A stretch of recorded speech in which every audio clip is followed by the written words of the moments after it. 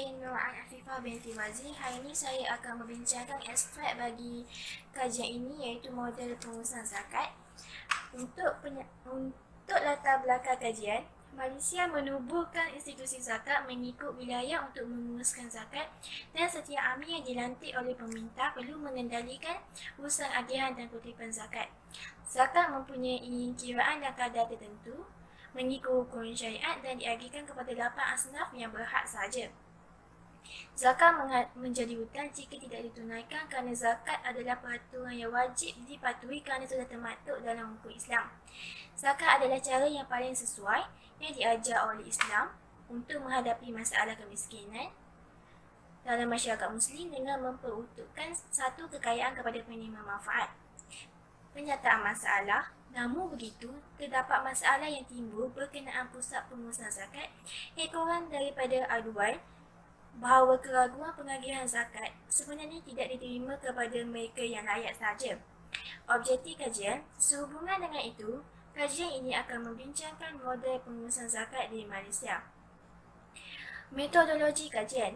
Bagi mencapai objektif tersebut, pengkaji menggunakan kaedah analisis kandungan berteraskan dalil-dalil daripada Al-Quran dan Hadis bagi mengukuhkan isi perbincangan kajian pengurusan zakat di Malaysia. Selain itu, maklumat diperoleh daripada jurnal elektronik yang dimuat turun daripada pangkalan data elektronik dengan menganalisis jurnal yang diperoleh. Dapatan kajian. Hasil kajian mendapati terdapat beberapa isu yang muncul dalam pengurusan zakat, terutama ketidakcekapan institusi zakat yang menyebabkan penambahan kadar kemiskinan di Malaysia. Namun begitu, institusi zakat senantiasa dikemas kini saban tahun untuk meningkatkan kecekapan institusi tersebut dengan menambah bilangan pekerja dan cawangan serta penggunaan ICT institusi zakat yang amat signifikan kepada ekonomi umat Islam di negara kita. Bismillahirrahmanirrahim. Assalamualaikum warahmatullahi wabarakatuh. Diucapkan kepada Ustaz Imran, rakan-rakan kelas 3C dan 3D. Pada kali ini, kami kumpulan 3 akan membentangkan tajuk pengurusan harta zakat di Malaysia. Saya, Ilya Wahdatul Saudah binti Zakaria, kelas 3D, akan membentangkan bahagian pengenalan kepada zakat. Okey, zakat merupakan ibadah fardu ain yang wajib dilakukan bagi umat Islam yang telah mencukupi syarat. Di sini maksud zakat adalah ibadah fardu ain, maka wajib dilaksanakan oleh seluruh umat Islam yang telah mencukupi syarat. Syarat wajib zakat secara ringkasnya adalah Islam, merdeka, sempurna milik, cukup nisab, cukup haul dan harta yang berkembang. Melaksanakan zakat dapat memberi peringatan bahawa harta yang umat Islam miliki adalah kurniaan oleh Allah, dan semasa proses memperolehi harta tersebut terdapat hak-hak orang lain. Okey. Hak-hak orang lain ini tak bolehlah kita ambil kan? Maksudnya dari segi Islam pun haram kita mengambil hak orang lain. Maka hak orang lain pada harta kita ini akan kita bagikan kepada golongan yang layak melalui zakat. Okey, hak orang lain itu perlu diagihkan mengikut panduan dan hukum-hukum yang telah ditetapkan oleh Allah kepada golongan yang layak, iaitu golongan asnaf. Golongan yang layak ini telah disenaraikan di dalam Al-Quran pada surah At-Taubah ayat 60, iaitu golongan fakir, miskin, amil, mu'allaf, hamba, orang-orang yang dibebani hutang dan musafir dalam perjalanan. Okey. Secara menyeluruhnya, zakat ini dia menyentuh aspek-aspek berkaitan dengan kerohanian dan kebendaan dalam pelbagai bidang, termasuklah kemasyarakatan, politik, ekonomi dan sebagainya.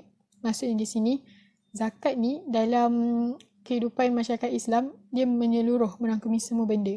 Dia membantu membersihkan rohani kita dan juga menjaga harta benda yang dimiliki. Okey, dalam ekonomi Islam, zakat ni dia memainkan peranan penting sebagai instrumen kewangan sosial yang mendatangkan banyak kebaikan kepada semua pihak. Semua pihak lah, maksudnya pihak pembayar zakat, penerima zakat, pengurusan zakat. Okey. Instrumen kewangan sosial ni maksudnya ia sebagai alat untuk mengawal, menguruskan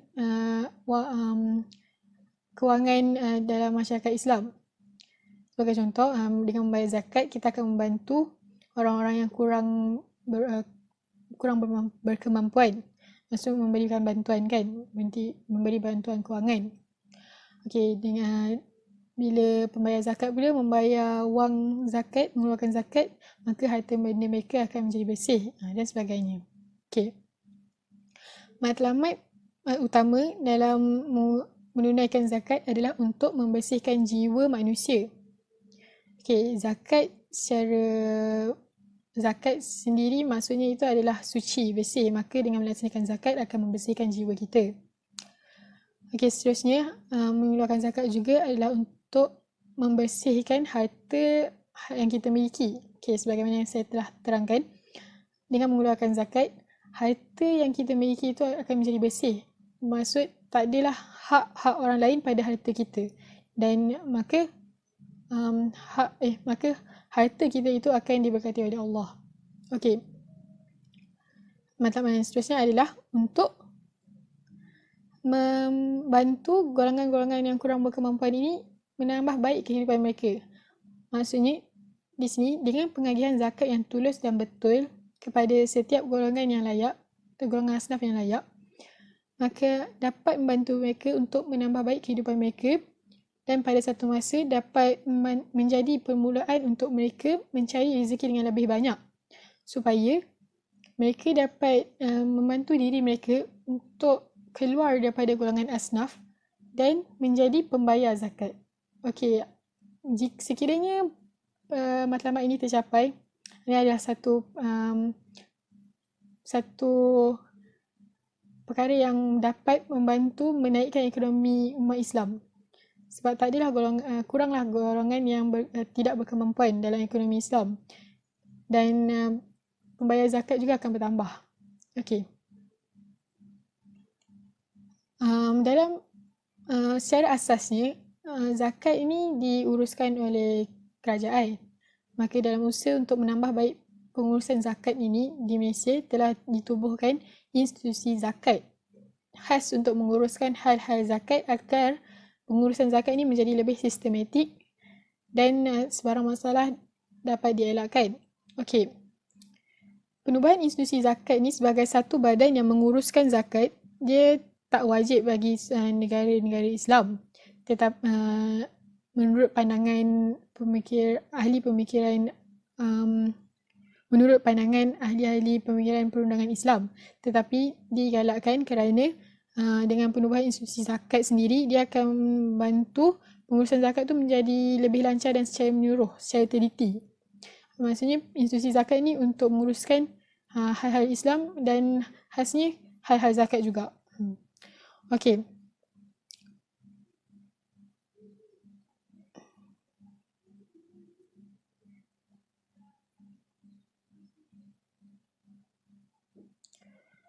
Okey, institusi zakat secara ringkasnya memainkan dua peranan penting iaitu mengutip zakat dan mengagihkan zakat.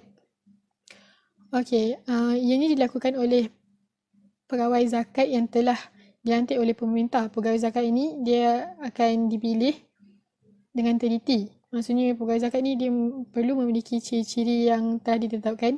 Salah satunya adalah amanah, tulus, adil.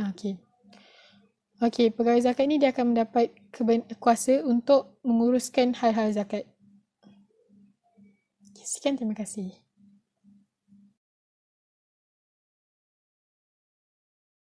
Hai, Assalamualaikum warahmatullahi wabarakatuh. Nama saya Nusya binti Azman daripada kelas AP11530C. Hari ini saya akan berkongsi kepada anda semua tentang definisi zakat.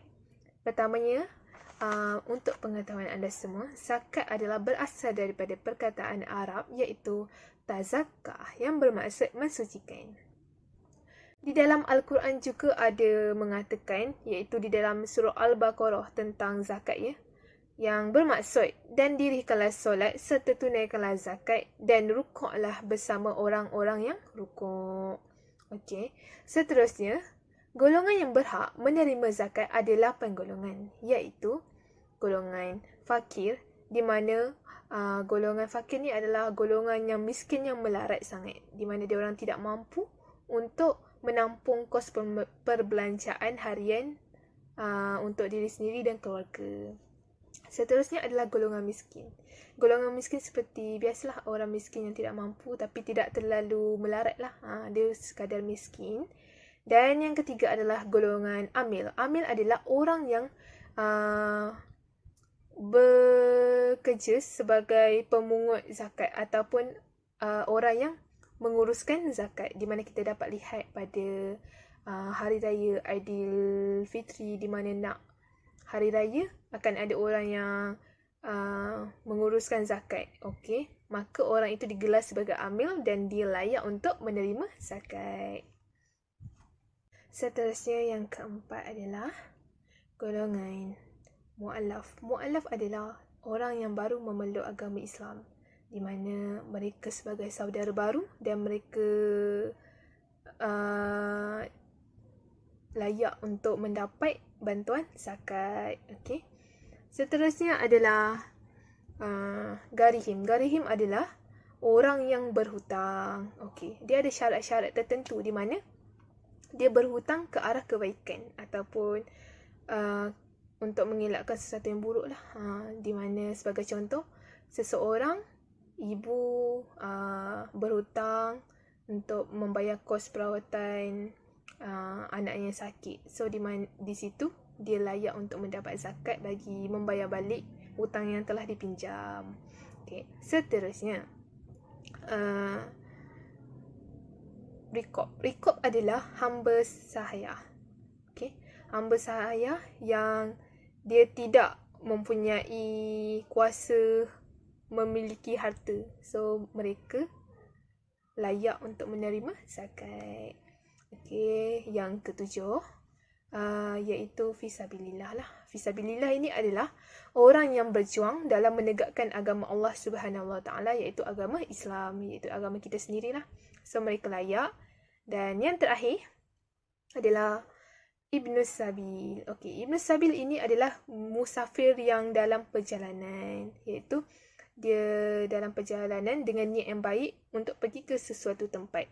Pada masa itu dia mungkin tidak mempunyai wang ataupun makanan, bekalan makanan, so mereka layak untuk menerima zakat untuk membantu mereka meneruskan perjalanan dan mempunyai bekalan makanan. Okey. Seterusnya adalah saya akan berbincang tentang syarat wajib dalam menunaikan zakat. Okey. Yang pertamanya adalah syarat wajib menunaikan zakat ada 5, iaitu yang pertama adalah Islam, di mana Islam di mana kita tahu semua umat Islam wajib menunaikan zakat dan pada yang bukan Islam dia tak layak lah. Okay. Yang kedua adalah merdeka, di mana dia bebas daripada kuasa pemilikan ke atas harta. So kalau hamba, mereka tidak layak untuk menunaikan zakat kerana mereka tiada kuasa memiliki sesuatu harta. Seterusnya adalah milik sempurna. Milik sempurna bermaksud harta yang pembayar zakat memiliki harta sepenuhnya yang digunakan pada masa yang dikehendaki tanpa terikat dengan kebenaran orang lain. Ini bermaksud harta sempurna itu adalah sebagai contoh kita memiliki harta sendiri tanpa perlu meminta kebenaran orang lain untuk dizakatkan. Seperti itu ya. Yang keempat adalah nisab, iaitu cukup nisab lah. Cukup nisab, iaitu nisab ni bermaksud kadar minima yang ditetapkan syarak untuk diwajibkan berzakat. So dia adalah nilai-nilai tertentu yang diwajibkan. Itu bermakna cukup nisab. Okay, yang terakhir adalah cukup haul. Cukup haul adalah dalam di mana kita mempunyai harta ataupun sebagai orang kata emas lah. So senang dikira sebagai emas ataupun harta yang telah disimpan selama 1 tahun ataupun 12 bulan. Okay, jika harta yang dimiliki telah disimpan melebihi 12 bulan, maka baru diwajibkan untuk berzakat. Tapi jika kurang daripada 12 bulan dan kita masih perlu untuk menggunakannya, maka tidak diwajibkan untuk dizakatkan. Sekian, terima kasih. Okay, Assalamualaikum warahmatullahi wabarakatuh. Nama saya Nur Rubaisha binti Muhammad Rafiq dan saya akan meneruskan tentang pengurusan zakat di Malaysia. Okey, yang pertama, institusi zakat di Malaysia ini telah muncul sejak kedatangan Islam, iaitu sekitar tahun 1500 Masihi. Pada zaman penjajahan, institusi zakat ini tidak ada secara rasmi. Malahan, guru agama yang mengambil tugas dalam bahagian mengumpul dan mengagihkan zakat kepada penerima-penerima yang layak. Pada masa tersebut, dua zakat utama yang menyumbang kepada pendapatan zakat, iaitu zakat padi dan juga zakat al-fitri. Okey, yang seterusnya, setiap bulan Ramadan, amil individu akan dinamakan untuk tugas mengagihkan dan mengumpul zakat, iaitu zakat-zakat fitri, iaitu zakat yang dikumpul ke atas mal ataupun harta benda. Amil ini boleh terdiri daripada imam pekerja masjid, pekerja kerajaan, pekerja swasta dan juga pegawai-pegawai lain yang telah dipilih untuk melaksanakan peranan tersebut. Seperti yang ditunjukkan oleh kenyataan bahawa pentadbiran Dewan disediakan oleh Jabatan Islam negeri masing-masing, maka terdapat kerjasama yang sangat erat antara Majlis Negara Islam dengan pemerintah negeri setiap negeri masing-masing. Okey, yang seterusnya, Majlis Agama Islam adalah jabatan yang bertanggungjawab bagi pentadbiran zakat untuk kesemua 14 negeri di Malaysia ini menjelang tahun 1991. Okey, majlis-majlis ini telah mengawasi institusi zakat di bawah nama yang berbeza-beza seperti Pejabat Zakat dan Baitul Mal, Jawatan Kuasa Zakat, Unit Zakat dan juga Lembaga Zakat. Oleh itu, kehadiran Pusat Pengurusan Zakat iaitu ZCC di wilayah persekutuan menandakan era yang tidak digunakan kerana ini merupakan kali pertama institusi zakat melaksanakan sistem pengurusan zakat berkomputer. Okey, Pusat Pengurusan Zakat ini adalah berfungsi untuk memberikan penjelasan yang lebih jelas mengenai zakat dan penilaiannya terhadap rakyat Malaysia. Okey, lebih jauh lagi, Pusat Pengurusan Zakat mengemukakan kaunter aksara moden bagi pembayar zakat bagi memudahkan mereka untuk membayar zakat-zakat mereka. Okey, untuk slide seterusnya ialah tentang inisiatif pengurusan zakat. Okey, terdapat dua inisiatif yang digunakan oleh negara Malaysia untuk memudahkan pengurusan zakat, iaitu penubuhan Pusat Pengurusan Zakat yakni PUS, dan yang seterusnya ialah penswastaan pengurusan zakat di Malaysia yang telah dilaksanakan. Okey, Pusat Pengurusan Zakat bagi wilayah persekutuan juga telah diambil pakai oleh semua negeri-negeri lain. Pertama, Pusat Pengurusan Zakat PUS dan Pusat Zakat Selangor masing-masing telah ditubuhkan pada tahun 1994 oleh negeri Pulau Pinang dan Selangor sendiri. Dan yang kemudiannya, penubuhan zakat ditubuhkan, penubuhan Pusat Zakat berkomputer telah ditubuhkan di Melaka oleh negeri Melaka pada tahun 1995. Dan yang seterusnya, pada tahun 1996, Pahang juga telah menubuhkan sebuah Pusat Pengurusan Zakat bagi negeri mereka. Dan yang terakhir sekali, iaitu pada tahun 1997, Negeri Sembilan telah mengasaskan Pusat Pengurusan Zakat bagi negeri mereka. Okey, yang seterusnya ialah tentang inisiatif penswastaan pengurusan zakat yang telah dilaksanakan di Malaysia.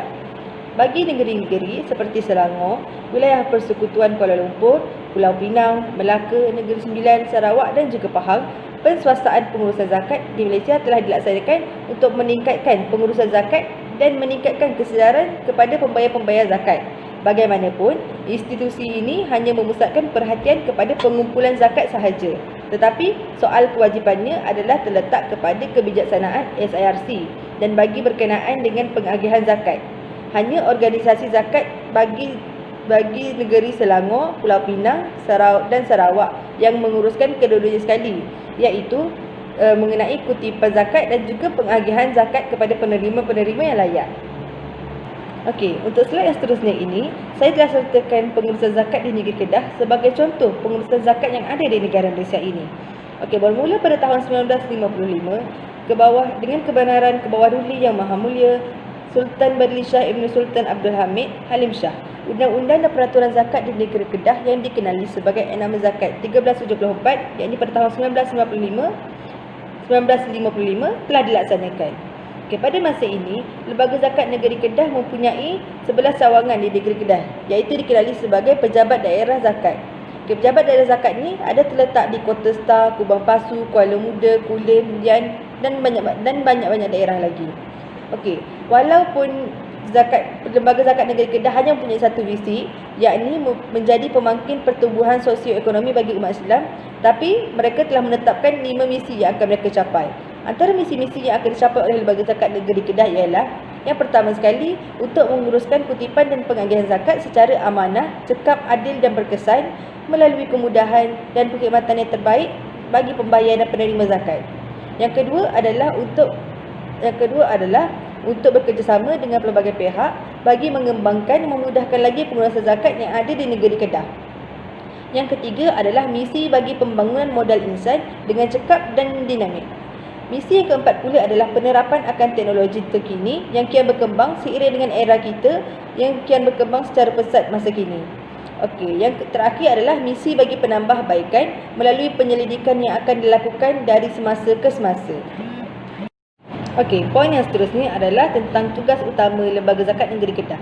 Okey, bagi tugas utama Lembaga Zakat Negeri Kedah adalah mengumpulkan dan mengagihkan kutipan zakat dari lebihan kepada penerima. Ibu pejabat Lembaga Zakat Negeri Kedah berada di Alor-Star. Selain daripada ibu pejabat, pejabat zakat juga terletak di daerah Kota Star, Pendang, Kubang Pasu, Kulim dan lain-lain lagi. Okey, 2 jabatan yang bertanggungjawab terhadap pengurusan zakat ini iaitu unit misi dan pengumpulan dan juga unit pengedaran dan penerima bagi menguasai semua operasi utama lembaga daerah di atas. Okey, dekat slide yang terakhir ini saya sertakan carta kutipan zakat di negeri Kedah yang menurut kepada Lembaga Zakat Negeri Kedah. Okey, carta ini menunjukkan pungutan zakat secara keseluruhan bermula tahun 2000 sehingga tahun 2013. Okey, dapat kita lihat pada rajah yang pertama itu peningkatan kutipan zakat bermula tahun 2000 sehingga tahun 2008 meningkat dengan kadar yang stabil.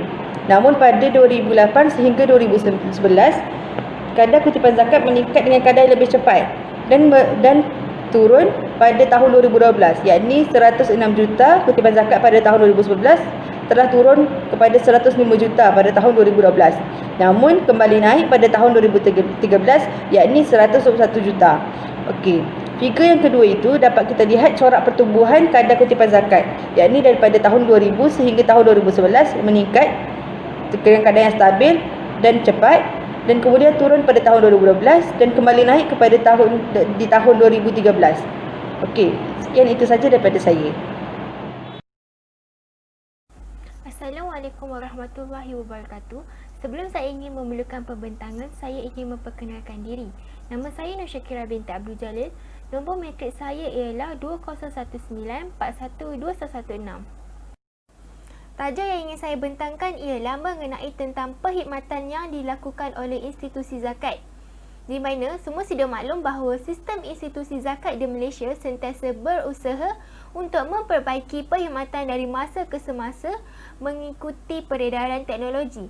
Sehubungan itu, pelbagai inovasi telah diperkenalkan di mana bersesuaian dengan piawaian yang telah ditetapkan bagi membantu umat Islam melunaskan tanggungjawab rukun Islam yang keempat iaitu mengeluarkan zakat.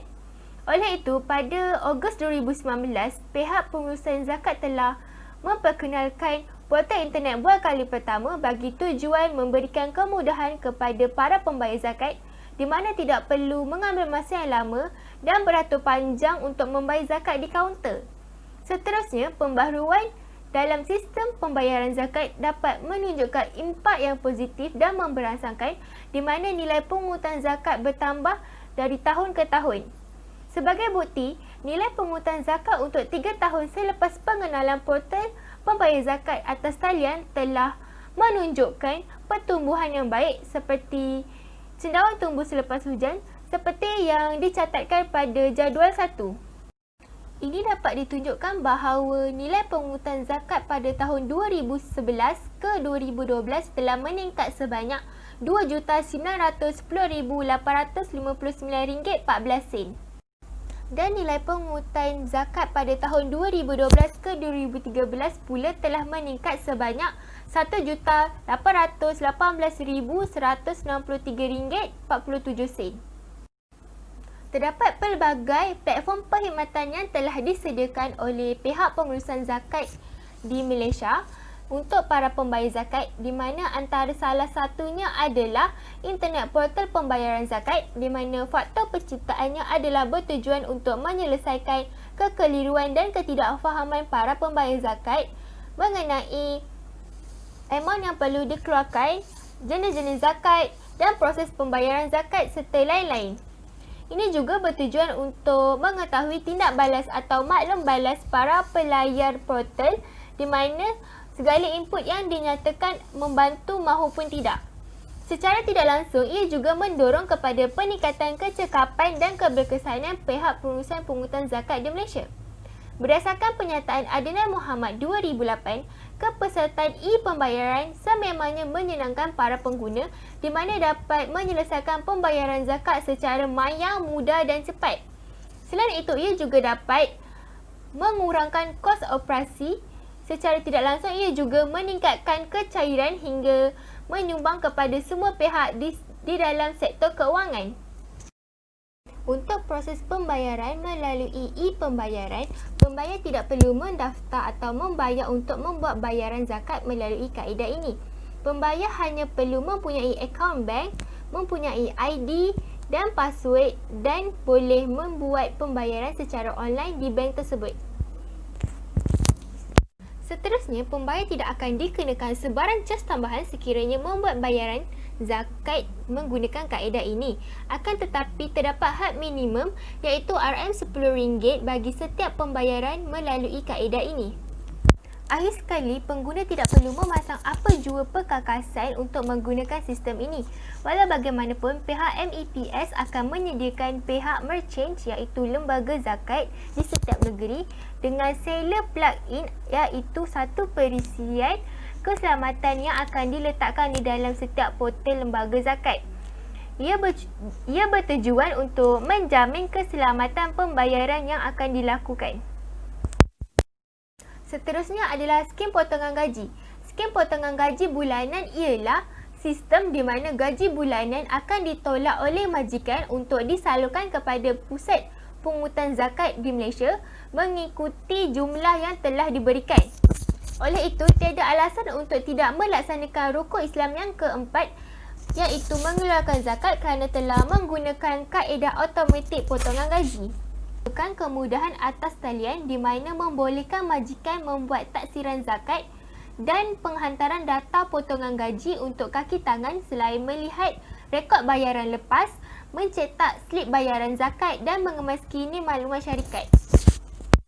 Oleh itu, semua majikan boleh menggunakan sistem ini, sistem potongan gaji, dengan mendaftar di portal rasmi yang telah disediakan oleh institusi pusat pungutan zakat di Malaysia. Akhir sekali, sistem ini juga membolehkan majikan terus membuat bayaran dengan memilih bank pembayaran bagi pemotongan gaji zakat serta memasukkan data pencara melalui sistem yang disediakan. Platform akhir sekali ialah kaunter bank atau ejen yang diiktiraf oleh Pusat Pungutan Zakat di Malaysia. Penubuhan kaunter bank atau ejen yang diiktiraf adalah untuk memudahkan para pembayar zakat di mana boleh membayar zakat setelah tamat urusan perbankan. Justru itu, ini dapat menjimatkan masa di mana dapat menyelesaikan pelbagai urusan dalam masa yang sama. Oleh itu, para pembayar zakat boleh membayar zakat di bank berdekatan atau berhampiran dengan mereka. Antara bank yang menawarkan kemudahan untuk membayar zakat adalah seperti Bank Muamalat Malaysia Berhad, Bank Islam Malaysia Berhad, Bank Simpanan Nasional, RHB Islamic Bank, AmBank, Agrobank dan Bank Rakyat. Bank-bank tersebut menerima pembayaran zakat di setiap kaunter-kaunter mereka. Pembayar boleh membayar zakat di seluruh cawangan bank tersebut di setiap negeri.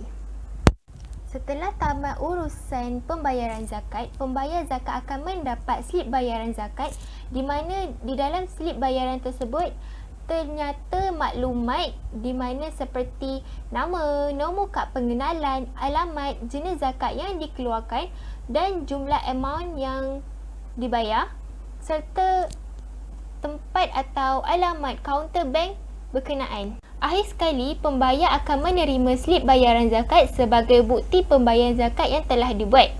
Pembayar resit rasmi akan dikeluarkan oleh lembaga zakat dan akan diposkan terus ke alamat pembayar zakat. Assalamualaikum warahmatullahi wabarakatuh.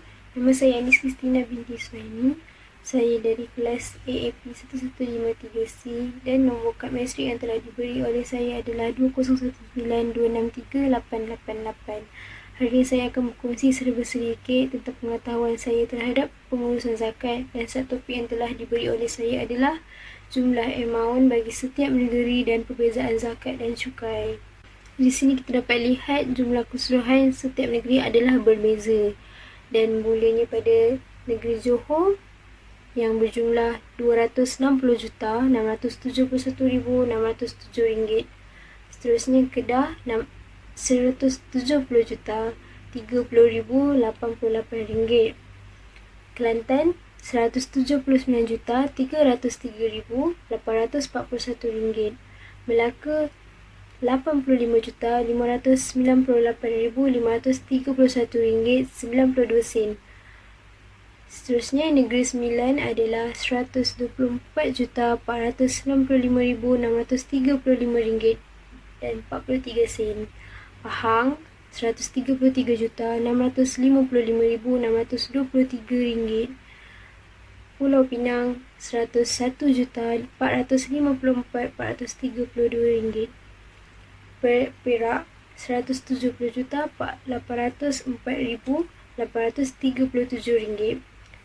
Dan pada 2017, Perlis tiada catatan terhadap zakat harta dan fitrah. Selangor RM757,112,779.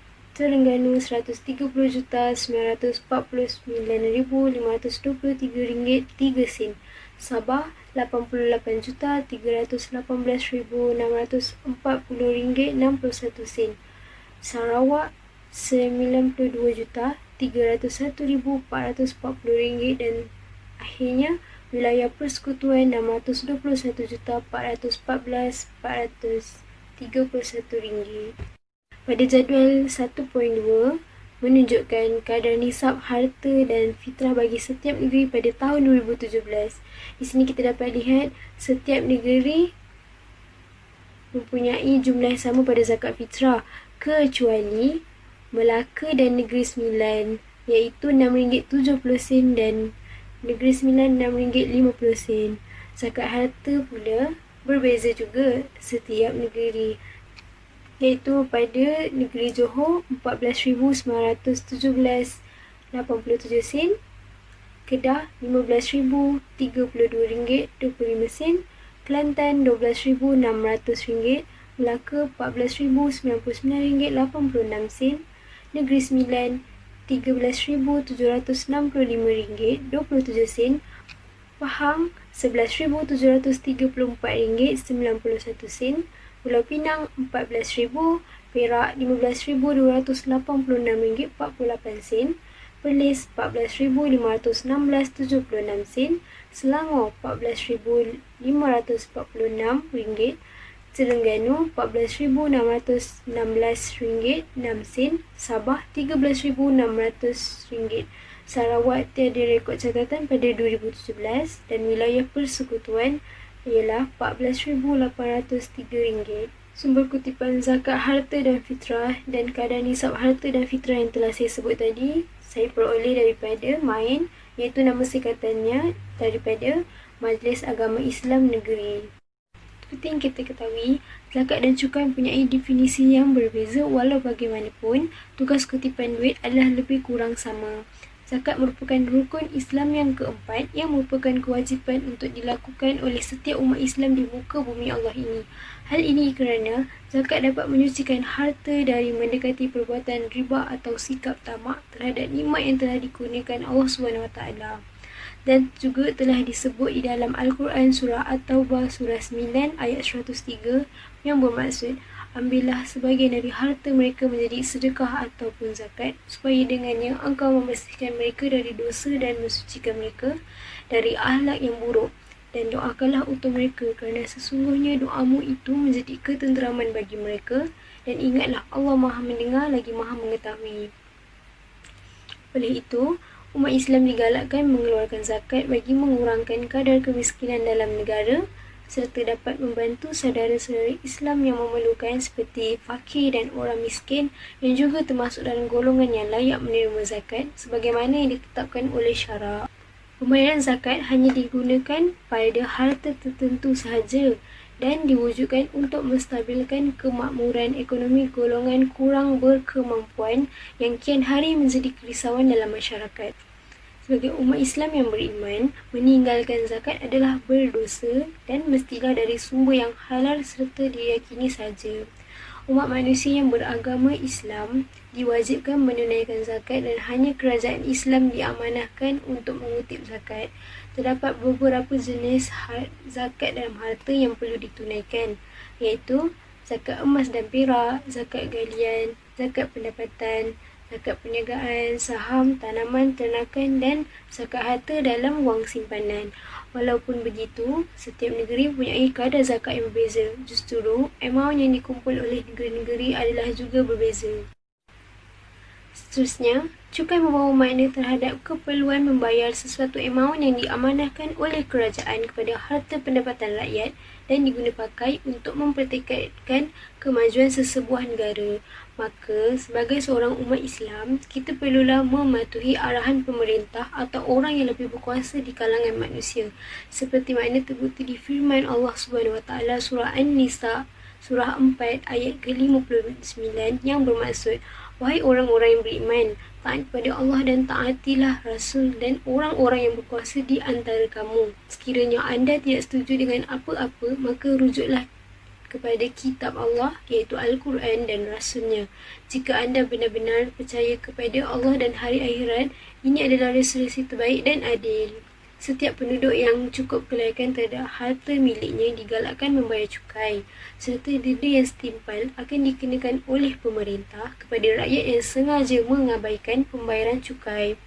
Hak mengutip cukai diberikan kepada sesiapa sahaja yang memerintah sesebuah negara, di samping semua sumber yang diperoleh merupakan sumber cukai semata-mata.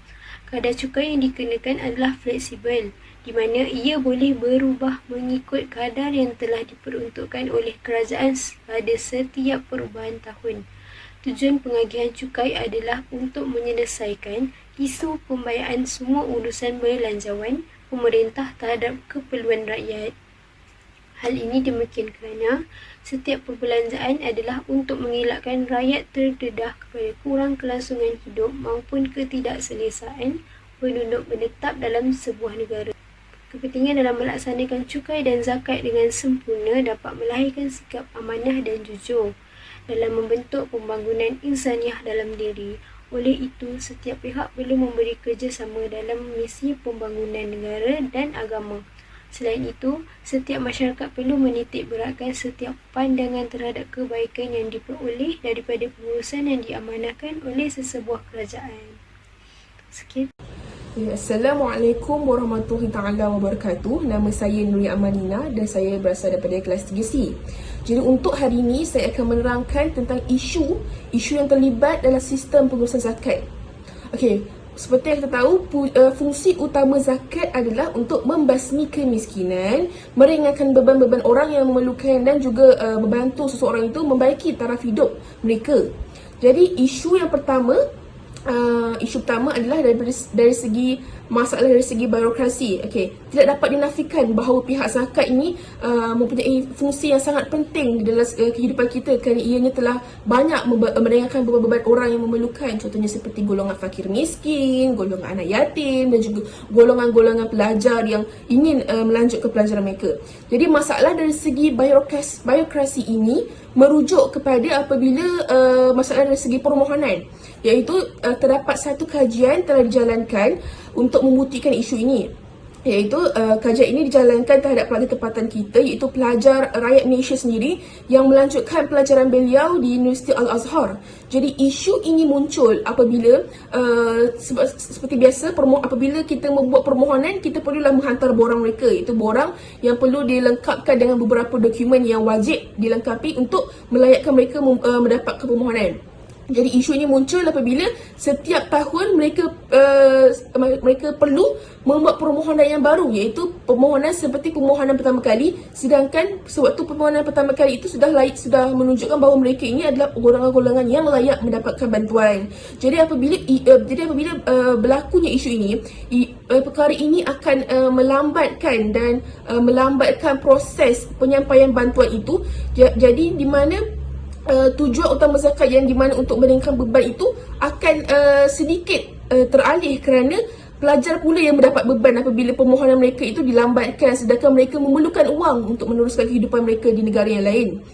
Bukan itu sahaja, apabila permohonan itu mewajibkan seperti permohonan baru, iaitu setiap tahun mereka perlu membuat permohonan berserta dengan salinan dokumen yang baru, ini juga akan menimbulkan masalah dari segi berlakunya lah proses-proses yang akan merumitkan pelajar. Contohnya mereka perlu melengkapi semula dokumen-dokumen itu, sedangkan kita tahu perkara itu amat rumit apabila pelajar itu perlu membuat permohonan yang sama setiap tahun.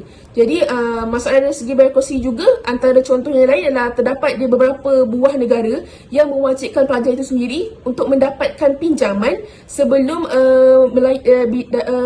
mereka layak menerima bantuan daripada pihak zakat. Okey, jadi perkara ini telah membuatkan daripada kita, tujuan zakat ini adalah untuk meringankan beban pelajar itu, tetapi telah menambahkan lagi beban pelajar kerana dalam hal ini mereka mewajibkan pelajar untuk mendapatkan bantuan pinjaman pelajaran, iaitu sesudah saja mereka selesai belajar mereka perlu membayar semula, sedangkan fungsi zakat sendiri adalah untuk meringankan beban. Jadi kenapa makin menambahkan lagi beban pelajar itu? Jadi untuk isu yang kedua adalah masalah dari segi kewangan dalam sistem pengurusan zakat. Okey, tidak dapat dinafikan bahawa zakat juga mempunyai masalah dari segi kewangan dana mereka. Jadi mereka tidak boleh senang hati memberikan bantuan kepada orang-orang yang tidak layak. Jadi perkara ini telah menjadi isu kerana sekiranya pihak zakat hanya memberikan dana kepada contoh untuk mengurangkan beban mereka dengan memberikan bantuan dari segi kewangan untuk mereka membeli barang-barang keperluan asas, contohnya seperti membeli makanan, membeli minuman. Jadi ini akan mewujudkan masalah kebergantungan semula. Okay, kebergantungan ini bermaksud sesudah saja mereka mendapat bantuan itu, mereka of course mereka akan beli makanan, mereka membeli barang-barang keperluan asas, tetapi perkara ini tidak akan dapat mengubah masa depan mereka kerana mereka akan terus bergantung dengan bantuan-bantuan daripada pihak zakat. Jadi apa yang perlu dilakukanlah, instead of hanya bagi bantuan dari segi keperluan asas, pihak zakat perlu juga memfokuskan kepada bantuan dalam mengasah-masah bakat terpendam mereka. Kerana kita, pihak zakat ini bukan sahaja mahu membasmi kemaksiatan, tapi mahu mengubah taraf seseorang itu. Contohnya, sekiranya sebelum ini mereka terus bergantung dengan bantuan zakat, iaitu hanya bergantung dengan bantuan bulanan zakat untuk meneruskan kelangsungan hidup mereka. Jadi apa yang pihak zakat perlu bagi adalah, sekiranya seseorang itu mempunyai bakat dari segi menjahit, jadi bantuan juga boleh diberikan untuk membayarkan kelas-kelas menjahit supaya mereka dapat membaiki taraf hidup mereka, dapat mencari kerja, dapat menggunakan bakat-bakat terpendam mereka itu untuk mendapatkan wang semula. Dan implikasi daripada ini adalah, sekiranya sebelum ini status mereka adalah penerima bantuan zakat, mungkin satu hari nanti mereka juga akan dapat mengubah status mereka daripada penerima bantuan zakat kepada pemberi bantuan zakat, di mana perkara ini bukan sahaja memberikan kebaikan kepada diri mereka sahaja, tetapi akan memberikan kebaikan kepada pihak-pihak lain, generasi masa akan datang. Apabila semakin banyak dana yang dapat dikutip, semakin banyak bantuan yang dapat dikeluarkan. Jadi untuk isu yang terakhir adalah ketidakcekapan dalam proses penyampaian bantuan. Okey, untuk poin ini ianya merujuk kepada golongan-golongan yang masih lagi tidak tahu bagaimana untuk mendapatkan bantuan. Okey, contohnya seperti mungkin terdapat lagi warga-warga tua yang tidak tahu di manakah mereka harus pergi, di manakah mereka harus rujuk untuk membuat bantuan ini. Mungkin kerana pihak zakat sendiri perlulah mengawar-awarkan cara bagaimana proses pemohonan zakat ini, dan sekiranya perlu mungkin warga wakil daripada pihak zakat perlu turun tangan dan pergi melawat kawasan sekitar sekiranya masih ada lagi golongan-golongan yang layak mendapatkan bantuan tetapi yang tidak tahu di manakah mereka perlu pergi, di manakah mereka perlu salurkan suara mereka untuk mendapatkan bantuan daripada pihak zakat agar mereka dapat meneruskan kelangsungan hidup mereka. Dan ketidakcakapan dalam proses penyampaian bantuan juga merujuk kepada masih terdapat lagi rakyat-rakyat yang masih memerlukan bantuan tetapi bantuan itu tidak disalurkan kepada orang yang betul-betul layak. Jadi dalam hal ini pihak zakat itu sendiri perlulah betul-betul mengikut siapakah sebenarnya yang layak, dan sekiranya seseorang itu tidak layak, bantuan itu tidak bolehlah diberikan kerana tujuan utama zakat ini adalah untuk meningkatkan beban mereka yang memerlukan. Bismillahirrahmanirrahim. Assalamualaikum. Nama saya Nurnilia Azira binti Asmam daripada kelas 3D. Hari ini saya akan berkongsikan cara mengatasi masalah pengurusan zakat di Malaysia. Seperti yang sedia maklum, zakat merupakan ibadah yang wajib dilakukan oleh umat Islam untuk memenuhi rukun-rukun Islam. Namun begitu, terdapat beberapa masalah yang berlaku dalam sistem pengurusan zakat itu sendiri yang menyebabkan dana zakat tersebut tidak dapat diagihkan kepada golongan yang memerlukan. Antara golongan yang memerlukan ialah golongan fakir miskin, golongan mu'alaf, golongan anak yatim dan orang yang memerlukan. Banyak perkara yang perlu diperincikan untuk membendung masalah pengurusan zakat ini supaya wang zakat tersebut dapat diagihkan kepada golongan yang memerlukan dan seterusnya dan secara tidak langsung dapat menjana ekonomi umat Islam. Antara cara untuk mengatasi masalah pengurusan zakat ini ialah melantik individu yang boleh dipercayai bagi menguruskan dana zakat tersebut agar wang zakat yang telah dibayar oleh umat Islam itu dapat disampaikan kepada golongan yang memerlukan. Seperti yang kita tahu, banyak penyelewengan dana zakat telah berlaku pada masa kini yang disebabkan oleh individu yang kononnya dipercayai untuk menguruskan wang zakat tersebut telah menyeleweng wang zakat tersebut untuk kepentingan sendiri. Oleh itu, pihak pengurusan zakat perlulah melantik orang yang betul-betul dipercayai sebagai ketua untuk menguruskan wang zakat ini pada jalan yang betul untuk kepentingan ramai pihak di luar sana yang rata-ratanya memerlukan bantuan untuk meneruskan kehidupan mereka. Seperti yang sedia maklum, kebanyakan wang zakat yang diperoleh akan diberikan kepada golongan yang memerlukan. Selain itu, pihak pengurusan zakat perlulah peka terhadap golongan yang amat memerlukan. Perkara ini menyebabkan individu yang sepatutnya memerlukan bantuan zakat itu disisihkan. Hal ini boleh diatasi sekiranya pihak pengurusan zakat itu membuat rondaan di kawasan sekeliling bagi mencari golongan yang daif yang kebiasaannya tinggal di tempat pedalaman. Kebanyakan mereka memerlukan bantuan daripada pihak pengurusan zakat tersebut supaya dapat merasai kehidupan normal seperti warga masyarakat lain.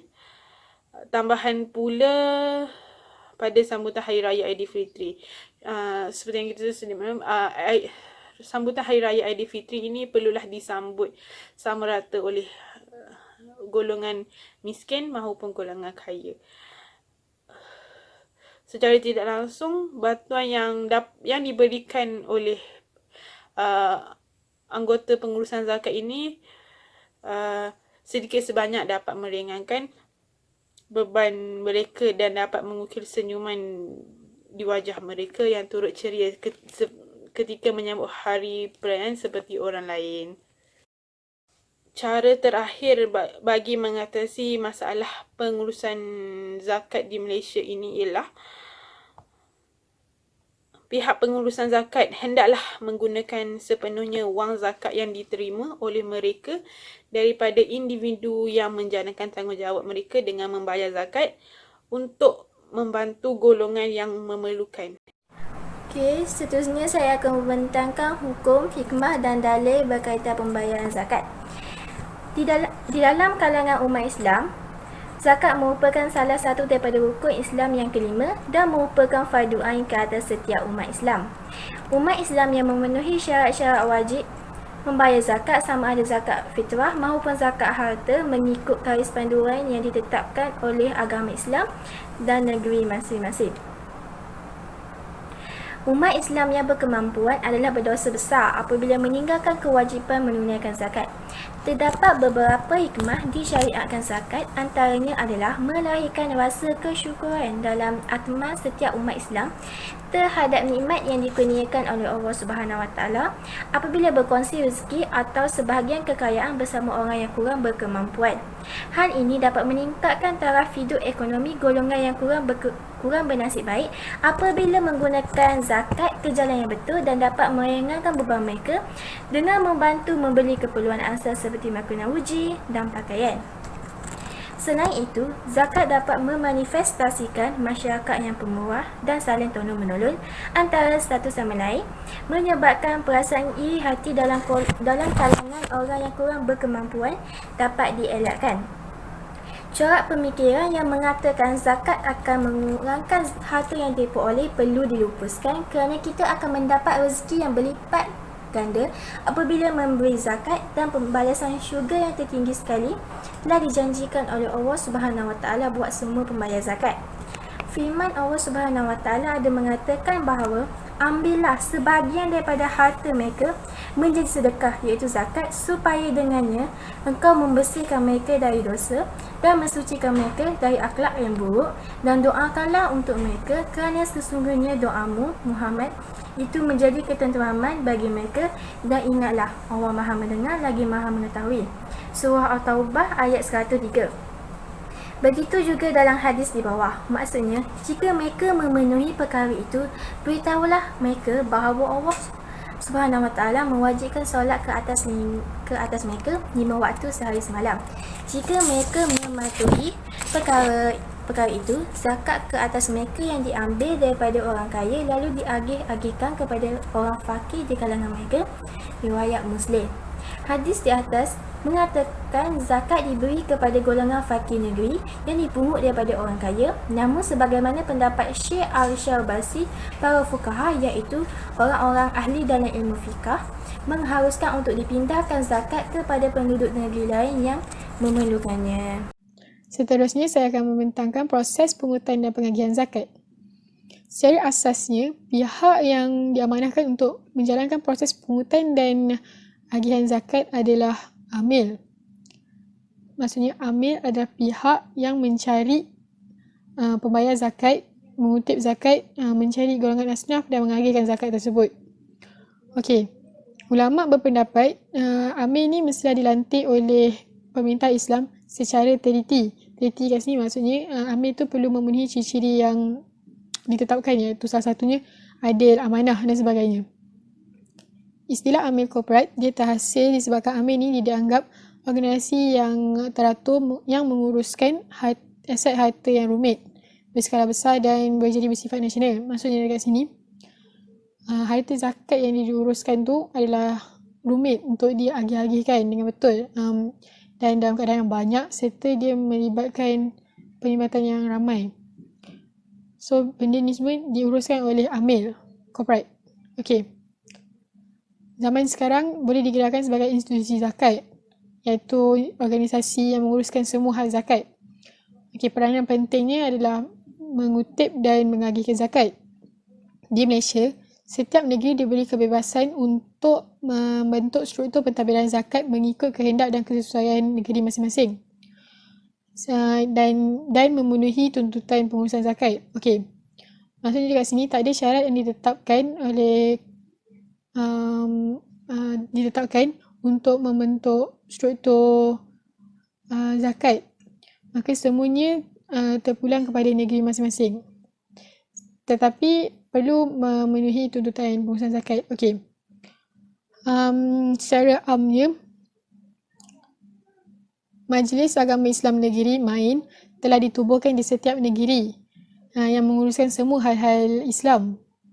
Termasuklah pengurusan zakat. Maka pengurusan zakat dekat setiap negeri dia terletak di bawah di bawah Majlis Agama Islam Negeri, bukanlah di kerajaan secara menyeluruhnya. Okey, pengurusan kutipan zakat pada zaman dahulu dia ditadbir secara tidak formal, dan pembayar zakat akan membayar zakat kepada ustaz ataupun guru agama yang bertindak sebagai amil. Okey, pada zaman dahulu tak ada lagi pengurusan yang sistematik. Maka ustaz dan guru agama lah yang bertindak sebagai amil. Dan orang-orang pembayar zakat ni, dia yakin dengan ciri-ciri yang ada pada ustaz dan guru-guru agama tersebut untuk menguruskan zakat. Okey. Ada juga pembayar zakat yang memilih untuk mengagikan zakat secara terus kepada golongan yang layak. Maksudnya dia tak ada perantara, dia terus bayar kepada golongan asnaf sendiri. Okey. Pengurusan zakat makin lama dia terletak di bawah majlis agama dan adat istiadat Melayu. Okey, imam masjid adalah pihak yang menguruskan kutipan zakat dan dia akan menyerahkan kutipan zakat tersebut kepada kerajaan sebagai sumber kewangan dan sebagai sumber zakat untuk diagihkan kepada asnaf. Okey. Dalam konteks Malaysia hari ini, pengurusan zakat ni telah ditambah baik berdasarkan syarak supaya kemudahan yang disediakan adalah sejajar dengan kehidupan masa kini. Okey, Majlis Agama Islam dia telah memilih individu, kelompok ataupun institusi yang memiliki ciri-ciri bagus untuk mereka bertindak sebagai amil untuk mengutip zakat. Okey. Pihak-pihak yang dipilih ini akan menjadi amil yang bertauliah untuk mengendalikan proses pengurusan zakat di negeri masing-masing. Kebenaran untuk mengutip zakat ni terletak hanya di dalam kawasan negeri sahaja. Tidak boleh melebihi sempadan negeri. Sekiranya berlaku kutipan zakat merentasi sempadan negeri, maka ini adalah kesalahan kutipan zakat tanpa tauliah, akan dikenakan denda kepada pihak yang bertanggungjawab mengikut peraturan di negeri tersebut. Okey, dalam usaha memajukan pentadbiran zakat, terdapat negeri-negeri yang telah diswastakan pada institusi zakat masing-masing seperti negara di Selangor, Pulau Pinang, Melaka, Pahang, Negeri Sembilan dan wilayah Persekutuan Kuala Lumpur. Okey, penswastaan ni dia dijalankan untuk menjamin penswastaan ni dia dijalankan pada institusi zakat untuk menjamin pengurusan zakat yang lebih adil dan tidak menyeleweng serta efektif. Okey, institusi zakat ni dia dapat menyediakan perkhidmatan yang berkualiti dan meningkatkan kepuasan pembayar zakat. Maksudnya penswastaan ni dia adalah institusi zakat yang macam lebih baik dan sistematik, lebih canggih. Dia berlandaskan hukum-hukum Islam, masih berlandaskan hukum-hukum Islam. Okey. Terdapat banyak kaedah kutipan zakat yang dijalankan oleh institusi zakat untuk kemudahan masyarakat Islam bayar zakat. Okey, kaedah membayar zakat kepada institusi zakat ni terbahagi kepada 3 melalui institusi zakat itu sendiri dan institusi perbankan Islam serta institusi lain. Okey, bayaran zakat yang dilakukan mengikut institusi zakat itu sendiri adalah melalui kaunter zakat yang disediakan dekat bangunan zakat. Okey, sekiranya pembayar zakat memilih untuk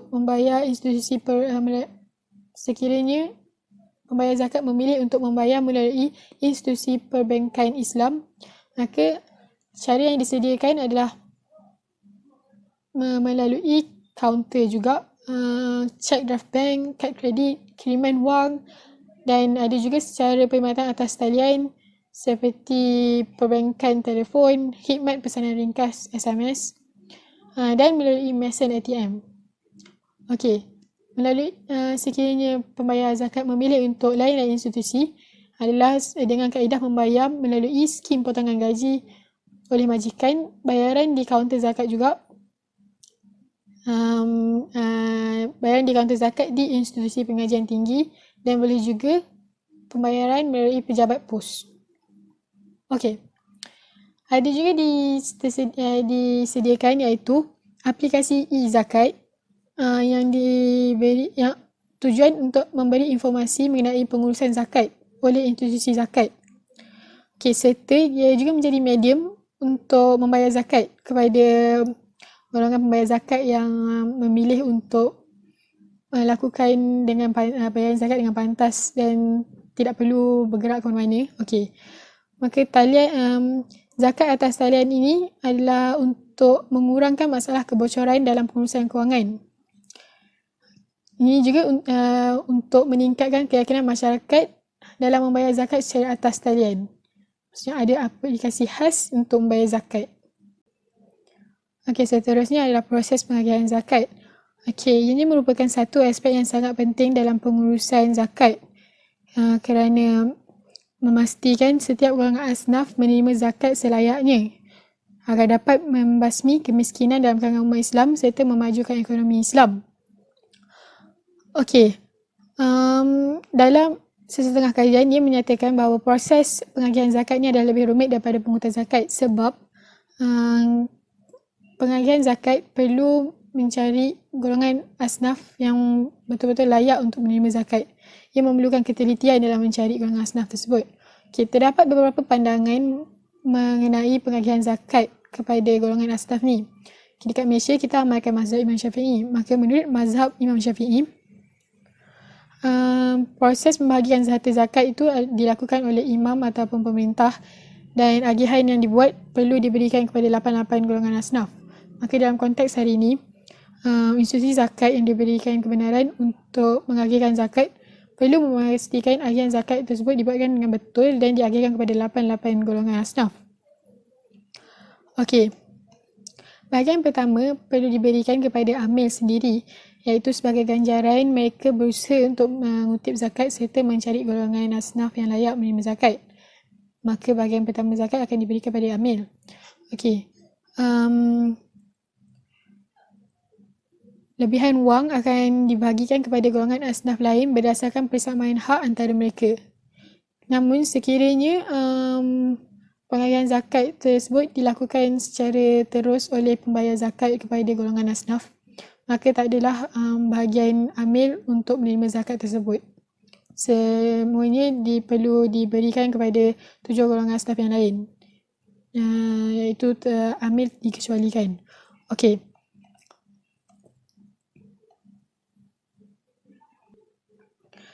Kesulitan membahagikan zakat boleh muncul dalam proses mengagihkan zakat tersebut sekiranya pungutan zakat kurang memberangsangkan. Maka di sini keutamaan diberikan kepada beberapa golongan asnaf terpilih untuk menerima zakat tersebut. Okay, pada pandangan mazhab Imam Syafi'i, 4 golongan yang mendapat keutamaan untuk menerima zakat tersebut adalah golongan fakir, golongan miskin, orang yang dibebani dengan hutang dan musafir di perjalanan. Okey. Ianya berdampak telah mencukupi tuntutan sekiranya zakat ni diagihkan kepada sekurang-kurangnya 3 golongan. Okey, jika pungutan zakat tu kurang memberangsangkan, maka antara empat golongan yang diutamakan tu akan dipilih 2. Dan golongan ketiga adalah amil sendiri. Sebab ini berlandaskan kepada hujah sekurang-kurangnya 3 golongan asnaf mendapat bantuan zakat. Okey.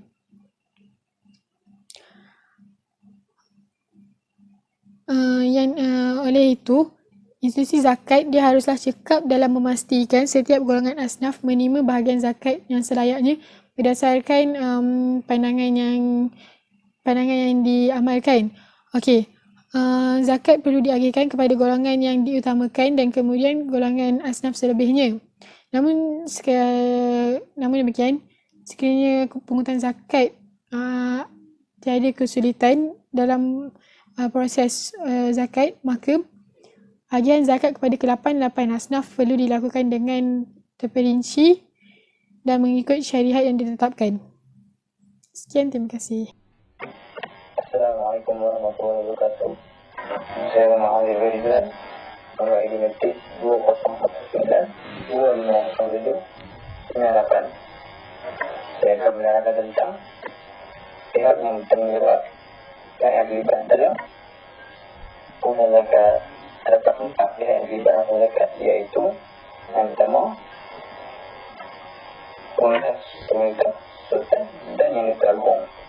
Yang kedua, Majlis Agama Islam Negeri main dan seterusnya dibawa kepada Jabatan Zakat Negeri.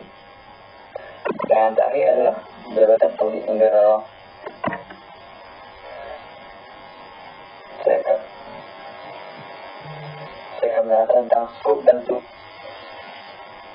Saya akan menerangkan tentang skop dan tugas. Skop, tugas dan peranan mereka dalam pungutan zakat. Saya akan mulakan dengan pihak yang mempunyai kuasa mutlak ke atas pungutan zakat Indonesia, iaitu pemerintah, sultan dan yang agung.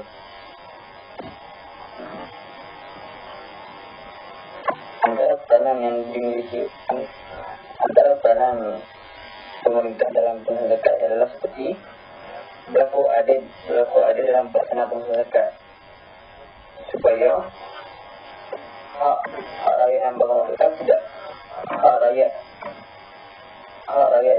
yang beragama Islam tidak terjejas.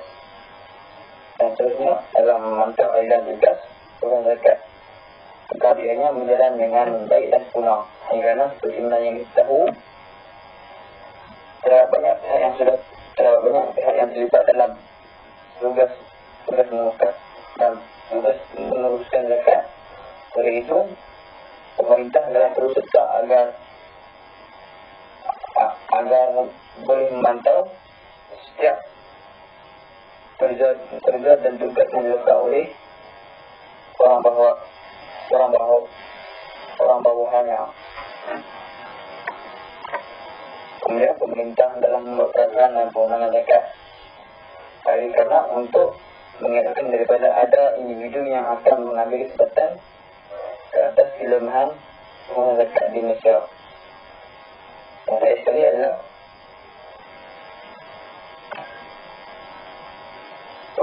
pemerintah adalah melakukan penambahbaikan dalam sistem pungutan zakat di Malaysia agar kita akan cenderung untuk pungutan zakat di dalam negara kita ini akan terus cenderung untuk bertambah baik dan maju. Kemudian saya akan balik pada Majlis Agama Islam Negeri main. Majlis Agama Islam Negeri memainkan peranan yang penting dalam pungutan zakat di Malaysia. Dan mereka adalah meneruskan pentadbiran zakat dan mengawasakan peraturan yang telah dibuat oleh sultan-sultan tersebut oleh pemerintah. Seterusnya, mereka akan meneruskan dalam kumpulan zakat, iaitu wang zakat yang telah dibuat oleh akan diberikan pada pihak di dalam Majlis Agama Islam untuk diuruskan dengan sebaiknya. Dan sekali adalah menyatakan laporan dana zakat tahunan dan mempersembahkannya. Dalam mempersembahkan laporan dana zakat tersebut, Majlis Agama Islam dalam melakukannya dengan baik dan mengikut kerangka konseptual accountability dan maqasid syariah. Dengan demikian, dengan itu ianya akan dapat mengabarkan kesulitan serta tahap profesional yang tinggi dalam institusi Islam di Malaysia ini. seterusnya sila pergi pada Jabatan Zakat Negeri. Peranan yang dimainkan oleh Jabatan Zakat Negeri adalah membuat pemilihan untuk penerima dan pembayar zakat, mengutip dan mengalihkan wang zakat, memastikan proses dan pengendalian wang zakat dilakukan secara teratur, dan terakhir adalah menyelesaikan isu berkaitan zakat yang disuarakan oleh rakyat. Banyak isu yang telah disuarakan oleh rakyat, iaitu seperti kata zakat sepekat,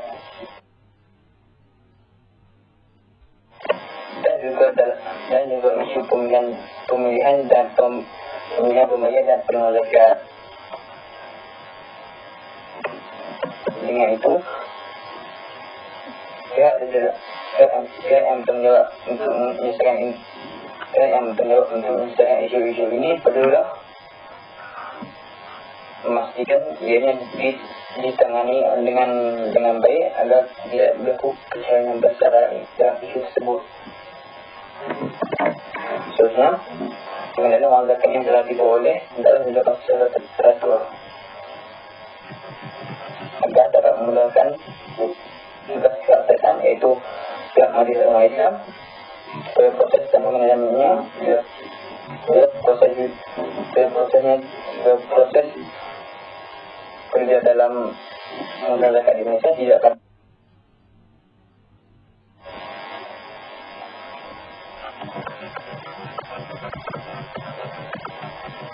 kemudian Jabatan Zakat anda juga diberi otak untuk mengutip dan mengalihkan wang zakat.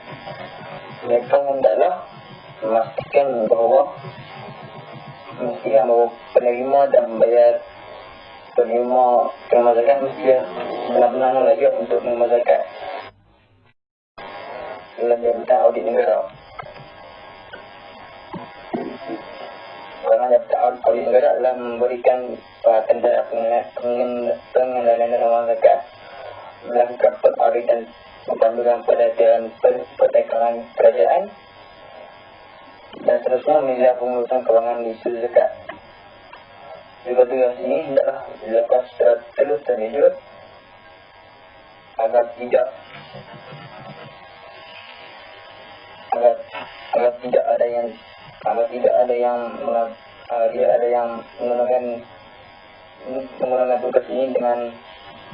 menggunakan tugas ini sebagai alasan untuk memperoleh kelebihan dari diri. Itu saja, terima kasih.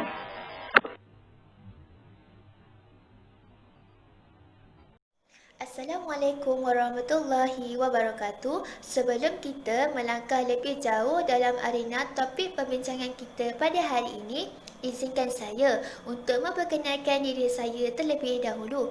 Nama penuh saya ialah Patricia Nadia Meti Roslan dari kelas AAP 1153C. Dan nombor ID matrik saya ialah 2019-407-882. Dan pada hari ini, saya akan menceritakan kepada anda serba sedikit apakah kesan pengurusan zakat yang baik terhadap ekonomi negara Islam. Secara umumnya, sudah pasti ramainya mengetahui bahawa sistem pengurusan zakat yang telus dan sistematik ini akan meninggalkan impak yang positif bukan sahaja pada ekonomi negara Islam, malahan implikasi daripada pengurusan zakat yang baik ini akan dapat membantu membela keadaan masyarakat Melayu Muslim yang tidak terbela nasibnya di luar sana. Jika anda dapat melihat melalui paparan slide ini, terdapat dua kesan pengurusan zakat yang baik terhadap ekonomi negara Islam. Yang pertama, kadar kemiskinan menurun secara berperingkat, dan kesan yang kedua ialah agihan zakat ini dapat membantu memperluaskan lagi peluang perniagaan kecil asnaf. Dan selepas ini, saya akan menerangkan kepada anda satu persatu dengan lebih terperinci. Baik, kesan pertama yang saya akan terangkan di sini ialah kadar kemiskinan menurun secara berperingkat. Bagi agihan zakat yang diberi kepada fakir miskin, ia sedikit sebanyak dapat meningkatkan taraf kebajikan dan keselamatan sosial masyarakat yang tidak terbela nasibnya di luar sana, dan keadaan kehidupan mereka ini akan terjamin selamat. Selagi mana agihan wang zakat disalurkan secekap yang mungkin dengan cara bantuan wang agihan zakat sampai terus ke tangan penerima zakat.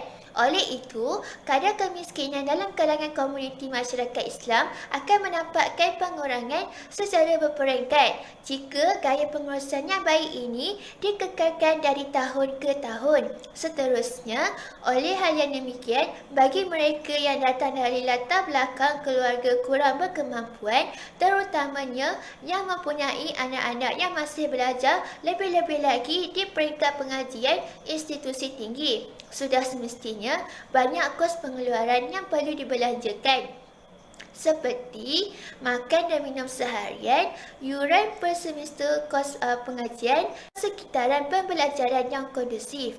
Dengan adanya wang agihan zakat, ini sedikit sebanyak dapat meringankan lagi beban pelajar bagi menampung kos pembelajaran mereka di kolej.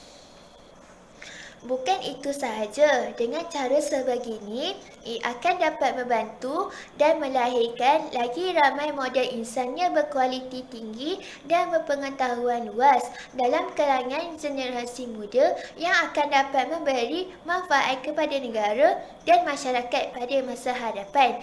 Malahan, golongan seperti ini juga akan dihormati dan disegani oleh umat sejagat pada masa hadapan. Kesan kedua yang saya akan terangkan kepada anda ialah wang agihan zakat dapat membantu memperluaskan lagi peluang perniagaan kecil asnaf. Secara umumnya, mengetahui bahawa sumber yang banyak disumbangkan di dalam pendapatan boleh guna negara adalah datangnya daripada sektor perdagangan dan perniagaan. Oleh hal yang demikian, amat penting bagi pihak berkuasa pengurusan zakat dalam membantu memperluaskan lagi peluang perniagaan kecil asnaf ini, supaya mereka dapat membina corak kehidupan yang lebih baik dan selesa pada masa akan datang. Bukan itu sahaja, ini akan dapat memberi bukan untuk pada diri sendiri, malahan kepada keluarga tersayang.